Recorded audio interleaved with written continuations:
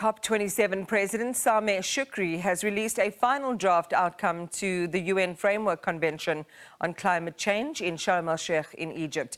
The text includes processes to come up with a framework to establish a fund for responding to loss and damage. The developed countries were pushing back. However, the G77 plus China countries were able to push for financing to be included. SABC News international editor Sophie Mokoena spoke to the Minister of Forestry, Fisheries and Environment, Barbara Creecy, after the draft was released. The COP presidency released draft text. And let me say at the outset that we would want to congratulate the Egyptian presidency for all the hard work that they've done, and also for the draft text, which we regard as being very balanced. And I think in the context of a very tough negotiating environment, very positive text overall. You would know that we went into these negotiations with loss and damage being the really difficult issue. The draft text indicates that there will be a new mechanism for financing loss and damage.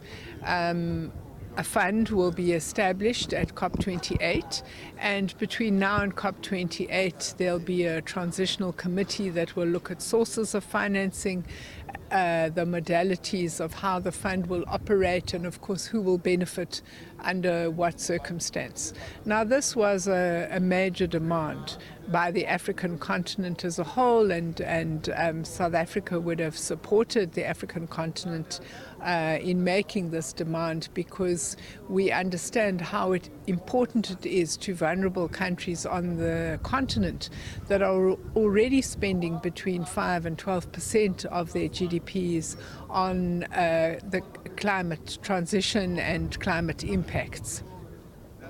We can also say that we are pleased with the work program on mitigation. It emphasizes the urgency of the situation, the importance of keeping global average temperatures at 1.5 degrees. It talks about the critical decade between now and 2030, which the 6th IPCC report said was important for all of us to enhance our ambition if we are to maintain the 1.5 degree increase.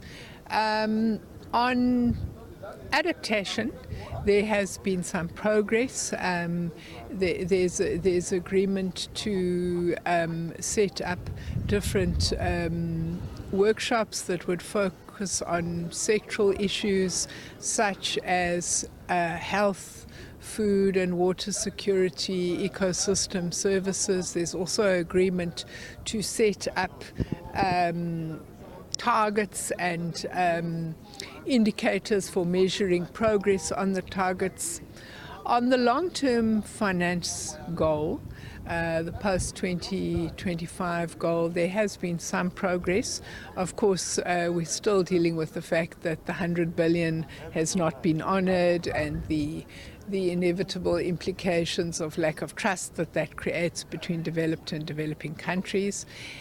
What we think is really important is the political framing of the cover document, which talks about understanding climate transitions in the context of achieving the Sustainable Development Goals, and it talks about the importance of just transitions in that context, leaving no one behind.